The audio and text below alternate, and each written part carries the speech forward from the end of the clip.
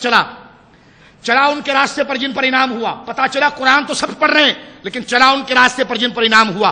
تو انعام یافتہ بندوں نے قرآن کو سمجھا ہے اس لیے تو ان پر انعام ہوا ہے. لہذا ان کی کتابوں میں دیکھا جائے کہ انہوں نے اس کا ترجمہ کیا کیا تھا. جب ان پر اس ترجمے کے لینے کی وجہ سے انعام ہوا ہے تو ہمیں ان کی تقلید کرنے کی وجہ سے انعام ہو جائے گا. تو قرآن کے ترجمے کے لیے میرے دوستو سب سے پہلے کرنا کیا ہے؟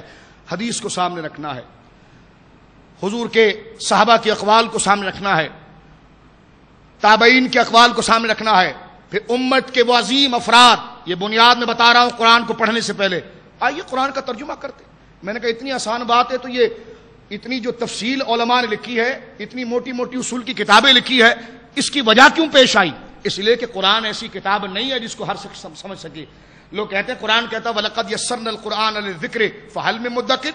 شاہ صاحب آپ کہتے ہو قرآن مشکل ہے, اسماعیل دہلوی نے بھی اپنی کتاب میں کہا وہ قرآن تو آسان ہے.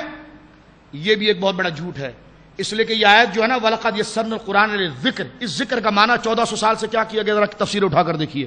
اس ذکر کا معنی نصیحت. قرآن صرف نصیحت کے لیے آسان ہے, فضائل کی باتوں کے لیے, قصے کے لیے آسان ہے, احکام کے لیے آسان نہیں ہے. احکام کی ذمہ داری رسول پر دی گئی لِتُبَيَّنَ لِلنَّاسِ. محبوب ہم نے تجھ پر قرآن اتارا ہے, یہ عربی ہونے کے باوجود قرآن نہیں سمجھ سکتے. لِتُبَيَّنَ لِلنَّاسِ مَا نُزِّلَ إِلَيْهِمْ. محبوب جو ان کے لیے ہم نے قرآن اتارا لِتُبَيَّنَ, تو اس کی وضاحت کر کے بتا ان کو. عمر کو قرآن کی وضاحت کی کیا ضرورت تھی, وہ خود عربی تھے. آج چلو ہم دوراجی والے ہیں, ہم پاکستان والے ہیں, ہم عربی نہیں, ہمیں ترجمے کی ضرورت ہے. حضرت علی کو ترجمے کی کیا ضرورت تھی, وہ تو عربی ہے اور قرآن عربی میں اتر رہا ہے. حضرت عمر عربی ہے, حضرت ابوبکر عربی ہے, حضرت عثمان عربی ہے, ان کو ترجمے کی کیا ضرورت ہے؟ پتا چلا قرآن صرف عربی تو ہے. جس طرح انگریزی پڑھنے والا قانون کی کتابیں, آئین کی کتابیں نہیں سمجھ سکتا, صرف زبان آنے سے فن سمجھ میں نہیں آتا. قرآن ایک فن کی کتاب ہے, قرآن احکام کی کتاب ہے. اس کی نصیحت کی باتیں تو تمام کے لیے عام ہے, احکام بغیر رسول کے کوئی نہیں سمجھ سکتا. قرآن نے کہا لِتُبَيَّنَ لِلنَّاسِ مَا نُزِّلَ إِلَيْهِمْ. محبوب جو ہم نے تجھ پر اتارا ہے اس کو کوئی مائی کا لال بیان نہیں کر سکتا سوائے تیرے. تو اسے بیان کرے گا جب لوگوں کو سمجھ میں آئے گا. پتا چلا کہ قرآن عربی میں ہے, بغیر رسول کے سمجھائے سمجھ میں. اور ایک بات میں یہاں پر ایک مزید وضاحت کے ساتھ آپ کی خدمت میں آخر میں پیش کر دوں کہ یہ بات کیوں پیش آئی کہ صحابہ ہونا چاہیے, تابعین ہونے چاہیے, تبع تابعین ہونے چاہیے. ذوق میں ہے آپ لوگ؟ میں نے پہلے کہا اس درس میں آؤ گے کھانا کم کھا کے آؤ گے, صرف افطاری کر کے آؤ گے, کیونکہ یہ اہم موضوع ہے, یہ روحانیت کے موضوع ہے. یہ نہ ہو کہ یہ شیطان کی نظر ہو جائے. یہ ایسی طبیعت بنا کر آئے کہ پہلے فرشتوں جیسی طبیعت ہو اور قوت ملکی میں شامل ہو جائے گی. صحت بھی مضبوط رہے گی, ایمان بھی مضبوط رہے گا. پیٹ جب خالی ہوتا ہے تو انوار اترتے ہیں. یہ آگے موضوع آئے گا, پھر میں آپ کو بتاؤں گا. اس فضیلت کو تو دیکھ کر بندہ کہے کہ پورے سال بندہ روزہ رکھے, کہ خالی پیٹ رہنے سے عرفان اور اکرام کی بارش ہے اللہ کی جانب سے دل پر کیسی ہوتی ہے. ایمان کی باتیں پیٹ بھر کے کبھی نہیں سننا چاہیے, یہ بات یاد رکھیں. صوفیہ اپنے مرید کو پہلے مہینے کا روزہ رکھواتے ہیں, پھر اس کے بعد بلا کر ذکر قلبی اس کو دیتے ہیں, کیونکہ مہینے کے روزے سے اس کا نفس کنٹرول میں آتا ہے, روحانیت سے وہ بھر جاتا ہے. پھر اس کو کہتے ہیں کہ ضرب الا اللہ اس طرح لگتی ہے. پیٹ بھرے آدمی کو کیا پتا, جس طرح ہمارے وہاں اجتماعات ہوتے ہیں, پیٹ بھرا ہے, ٹیک لگا کر بیٹھا ہو, ضربے کر رہا اللہ اللہ, اس کو کیا پتا کہ اللہ کیا چیز ہے. جو حضرت مجدد صاحب فرماتے کہ ایک الا اللہ کی ضرب میں یہ شان ہے کہ لا الہ الا اللہ ایک. لوگ کہتے ہیں کہ لا الہ الا اللہ سے بندہ جنت میں کیسے جاتا ہے. مجدد صاحب مکتوبات میں کہتے ہیں اس ایک کلمے کی تاثیر اتنی ہے کہ اگر ایک کلمہ پڑھ دیا جائے تو ساری خدائی جنت میں جا سکتی ہے. اس ایک کلمے کی اتنی تاثیر ہے, لیکن یہ پیٹ بھرے کے سمجھ میں نہیں آ سکتا. میں بھوکا رہنے کی بات نہیں کر رہا, میں اتنی بات کر رہا ہوں جتنی جسم کو ضرورت ہے, کیونکہ رمضان مجاہدے کا مہینہ ہے, یہ ریاضت کا مہینہ ہے. اب آئیے اس حوالے سے آخری جملہ پیش کر کے میں اپنی تقریر ختم کرتا ہوں. وہ یہ ہے کہ کیا بات ہے اور کیا وجہ اس میں ہے کہ ہم صحابہ کے ساتھ ملے, تابعین کے ساتھ ملے, اولیاء کے ساتھ مل کر قرآن کو سمجھے. میں نے کہا پیارے یہی تو ضروری ہے, یہی تو اعوذ باللہ کا مفہوم ہے. اگر تو ان کو چھوڑ کر قرآن پڑھنا شروع کر دے گا تو شیطان تجھے وہی گمراہ کر کے غلام اللہ خان کی صورت میں, ابن عبدالوہاب نجدی کی صورت میں تجھے بنا دے گا کہ جو قرآن کھول کر پڑھ رہا ہے اور دل بھیڑیے جیسا ہو رہا ہے. امت کے لیے کوئی ترس نہیں. 1400 سال سے امت کا ایک عقیدہ ہے, یہ دوسرا عقیدہ نکال رہا ہے. ان لوگوں کے ساتھ جڑ جا جن کے قریب شیطان پنپ بھی نہیں سمجھ سکتا، جن کے قریب پھڑک بھی نہیں سکتا۔ ارے شیطان کس کے نزدیک نہیں پھڑک سکتا؟ تو قرآن کہتا ہے، اسی قرآن کی آیت آپ دیکھیے، سورہ نحل کی آیت نمبر 99 آپ پڑھیے، سبحان اللہ، اور پھر میرے غوث اعظم کو اس میں دیکھیے گا، پھر فاروق اعظم کو اس میں دیکھیے گا، صحابہ تابعین کو اتنے دیکھیے گا کہ سب تو خدا کے بندے ہیں، لیکن چنگوں کی بات کچھ اور ہوتی ہے، پیاروں کی بات کچھ اور ہوتی ہے۔ اس کی دلیل قرآن خود دیتا ہے، فرما انہ لیس لہ السلطان علی الذین آمنوا وعلی ربہم یتوکلون۔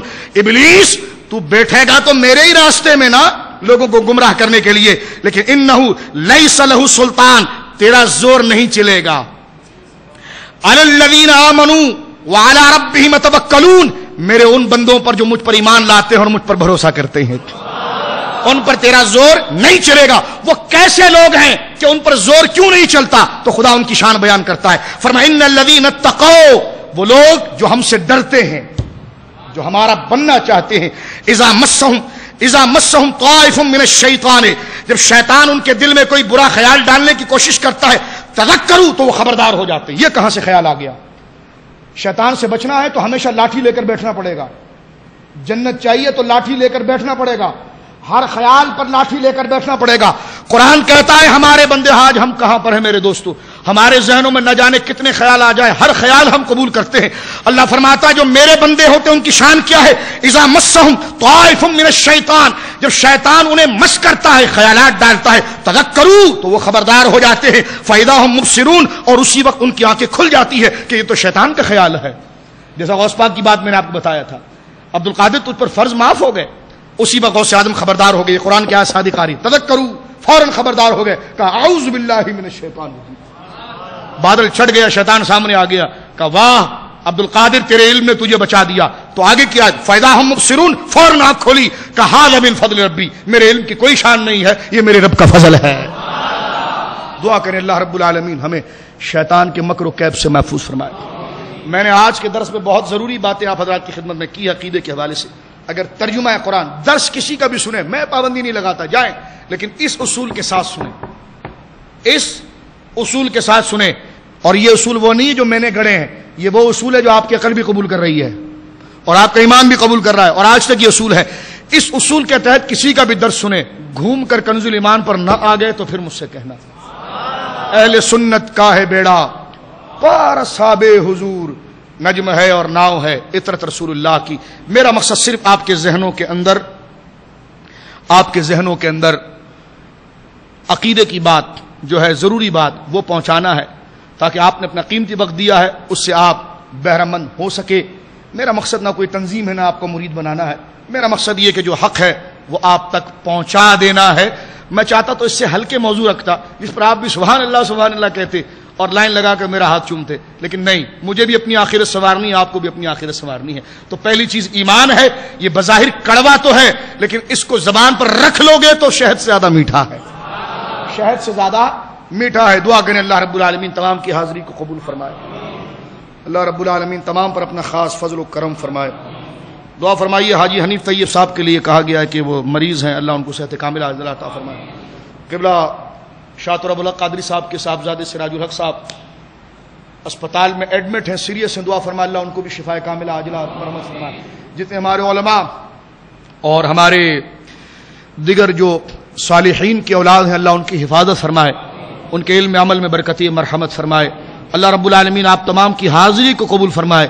ہماری نیت صرف دین کی آگاہی اور فہم لینا ہے، اللہ ہمیں اس میں سچا رکھے، ہمیں مخلص رکھے، اور اس قافلہ علم کو ہمیں اور فہم دین کے اس درس کو ہمیں جستہ بالتدریج آگے بڑھانے کی توفیق مرحمت فرمائے۔ اللہ میرا اور آپ کا ہمیں ناصر ہو۔ وصلی اللہ علی خیر خلقہ سیدنا و نبینا و مولانا محمد وعلی آلہ وصحبہ اجمعین برحمتک یا ارحم الراحمین۔ قبولیت کی نیت کرتے ہوئے مل کر پڑھ لیجئے لا الہ الا اللہ محمد